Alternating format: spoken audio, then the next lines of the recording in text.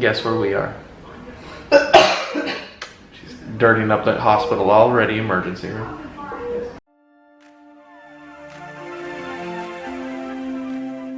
Obviously, we are here in the emergency room. Janiece was not feeling very well. Her mom was a little concerned today. Her face on her left side started kind of drooping a little bit. Numbness, tingling sensation, slurring words. When she talked, her left side of her mouth and her face wasn't moving at all. A couple of days ago, one of her hands kind of was like cramping up and she couldn't grasp or hold on to anything. And it kind of went away after a few minutes, but then today it's been constant in one of them and a lot of pain in the hand, can't grab anything.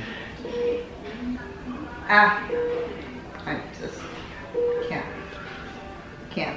Yeah, so that's been going on, and we were very concerned, her drooping face and not being able to really talk properly straight, and we were just very concerned. So we decided to bring her to the hospital. Immediately gave her a CAT scan, did some blood work, did an EKG, and we're gonna wait for the results and go from there. Well, babe, how do you feel? Well, so they're admitting me, and I just wanted this to be quick and simple. Fortunately not. See, her hands cannot move from these positions, even if she tries. Super tense. Painful. Super painful. So they started some fluids. Gave her some potassium because her potassium was very, very low. So they gave her this weird orange drink that tasted really bad. And my glucose was very low. And they're very concerned about all my other medical problems. So they decided to admit me, and they're like, we gotta resolve this because... This is not normal. Yeah. There's an underlying issue causing all of this. Yeah, and they said with my potassium being super low and causing this issue, which is pretty rare apparently, is going to keep happening because of my diarrhea. So, yeah. They've called for her GI doctor to come and be a consult here, and figure this out. May have a neurologist come by as well. Figuring this out. Yeah. Obvious signs of stroke are gone pretty much. They did a CT scan with no hemorrhaging or anything like that. They did an EKG which shows no signs of heart damage. But they are nervous that with my potassium being super low and glucose being low, that me being paralyzed will spread throughout my body. So they're like, let's get on this. And half of me was like, I don't want to go to the hospital. Good thing we got this. When she told me, yeah, I can't move and my face is kind of numb, I was like, yeah, we're taking you. I don't care. Yeah. This isn't working. I'm like, this isn't working. I kind of just wanted to let you, suffer and do it on your own, but I feel bad. What do you need? Glasses, stuff. Thank you. Alright. And then, how did you just hear through the whole thing? Mm-hmm. How was your first day here with us? Great vacation. I don't know how to describe it. Well, how do you think of the hospital care here in the U.S.? Yeah, it's a pretty nice hospital. So, it is morning time. They just delivered. They just delivered breakfast. Last night sucked for both her and Janiece because right over there, there's these tube systems that deliver the labs, and it's super loud, and they were doing it all night long. So she couldn't sleep. I couldn't sleep. It sucked. But we asked to get a new room. The charge nurse said, it's full, but if anybody gets discharged today, they'll definitely transfer us over to make sure that we are comfortable. Now, babe, what happened? A lot.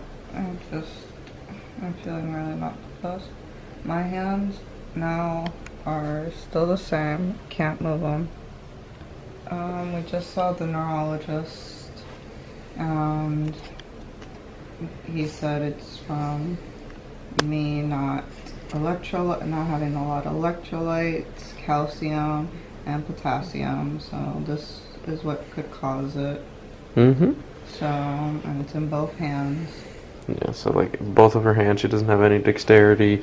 They're super, super stiff. Like I tried to like lift her finger up to, see, and super stiff, and she can't really, move it at all. So.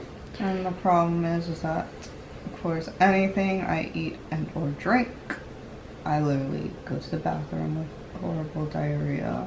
So imagine trying to use the restroom without having any dexterity in your fingers to do anything. Yeah, but I've been doing fabulous. Fabulous. But yeah. So the I'm using my pinky finger, like a little bit of. Oh goodness. The neurologist, they did put in for a MRI. Now, big issue that you can see, that you see Janiece's little, can't really see it, but in her left ear, she has this little like cotton ball in her left ear. She has something called hyperacusis. What is that? That is hypersensitivity to sound. So it's not like anxiety or anything like that. It's that literally her ears will start to be in pain from certain pitches, basses, stuff like that, and frequencies. So they want to do an MRI. For those of you who know, MRI machines are extremely loud. Even though they put the little headphones on you and everything, it's still very loud. Most people can just tolerate it, but she cannot. She's done it a couple of times, and she couldn't take it, so they had to stop the exam. Then we're going to try to do it with sedation. So that's going to be the step for right now. And they brought her breakfast. Let's see, what's for breakfast? It's a surprise. We don't know. Half a waffle and probably look like some turkey sausage, something like that. It's okay, babe. I won't be able to eat it. Oh, don't worry, I will for you. I'm having difficulty just eating crackers. I had orange juice, ran to the bathroom, Waddled there is more like it. Just an all-around sucky time. Yeah. So we're now just gonna try to relax, watching some movies. There's me. Hi. And yeah, so now we're gonna wait. Transport should be here soon to take her down to the MRI room. We'll go from there. Janiece is out of her MRI scan. A little loopy. Little loopy. They gave her some medication to help her relax during the MRI since it's super loud and everything. So. It's so loud in there. I don't know how normal people deal with that. Well, normal people don't have sensitivity to sound. And then Myra's here doing Janiece's hair, making her look all beautiful and feeling good. She's the only person I trust to manage my hair. Yeah, no, I tried once, failed miserably. Never doing it again. Sorry, babe. It's the truth.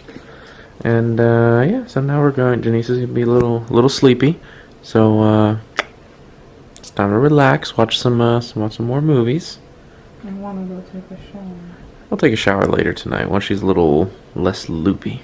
Well, it is day 1 of hospitalization, and this is my little bed that I'm sleeping on.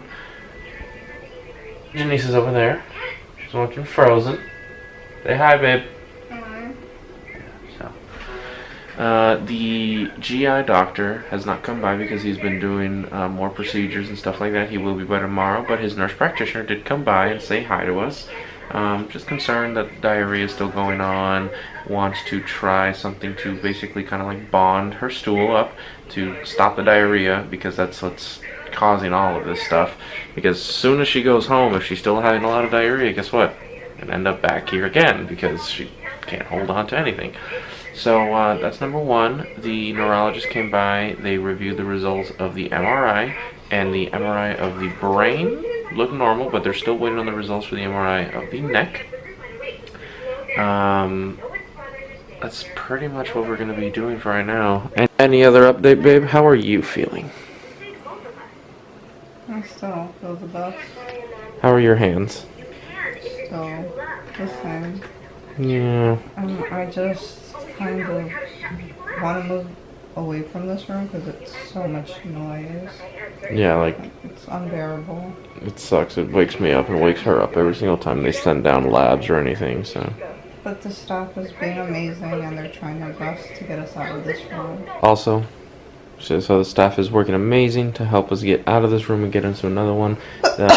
She does have to be on this specific unit and floor because it's one that is for specializes in like stroke. They just want to make sure it's ruled out. You can see right behind her. That's her heating pad. My muscles are forced right now. So she has her awesome little heating pad, which is nice and comfy because it's nice and warm, and also helps her relax her muscles. And yeah, so This is what happens when you get really badly dehydrated and malnourished. It just depends how your body takes it. you heard that, right? Yeah, that is what we deal with every like 10 minutes. It just slams by. Us. Maybe even less. I just lost count. This is basically what we're going to be doing for another day. We're watching Frozen. That's me. So guys, this is where we are going to say adieu and good night. Well, my little, not even a full-size bed spot right there. Janiece is living the high life here in this little adjustable bed and everything. Yeah, with the beautiful sound in the background.